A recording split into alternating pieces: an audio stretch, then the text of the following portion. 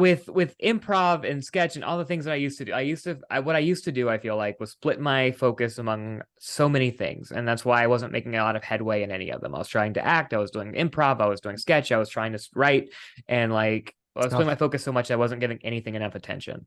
Sure. So the only time like I started making headway as a writer was when I was like, this is going to be my main focus, and it has to be for a while. This is the thing that I'm best at. This is the thing I can probably get my foot in the door the easiest with what I do well. When it comes to the idea of directing or improv or acting or any other things that I do kind of aspire to do. The big three: directing, improv, and acting. Well, I look at people's careers like Albert Brooks and Mark Duplass. I'm like, those are the kind of careers that I want. Somebody who can perform, produce, write, direct, all those things. Yeah. But I feel like until like I'm more settled as a writer, like everything else is just like such a risk.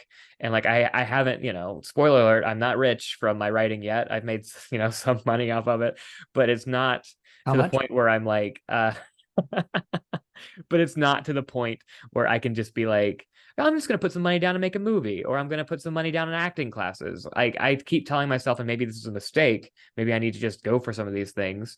Like I will do those things when I am more settled as a writer and, make a slightly more consistent living, I guess. Okay, we're the same person, basically. Okay. But what you just said, I completely agree with, but also the fear is exactly what I also fear, in that we have now been doing this long enough where we know the game of, you can have a real good year and then you can have a couple of real down years, or you could have a couple of real good years in a row. Like it is all over the place. So my fear is, I want the same thing you want, of like, I want to be settled in and be like, have this much in my bank account and feel steady in this way and blah, blah, blah.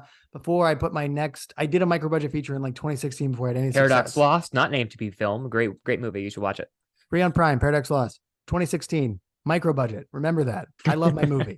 Great movie.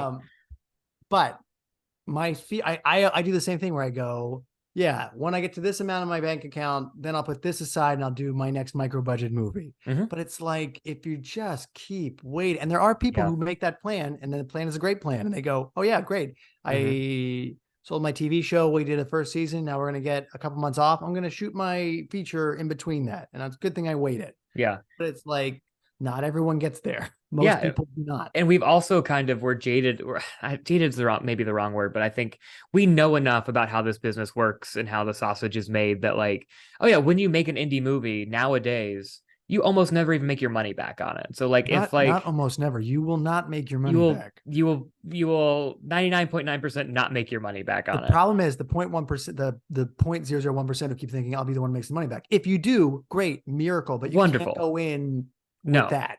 So like, dead. Exactly. So like, that's one of the things that holds me back too, because it's the idea of like, well, I know screenwriting has paid me and will pay me more, hopefully. So like, then I'll do the directing, then I'll do these other things that I want to do. But I also worry about like, yeah, am I going to die without having things done? But like everybody does. So everybody dies.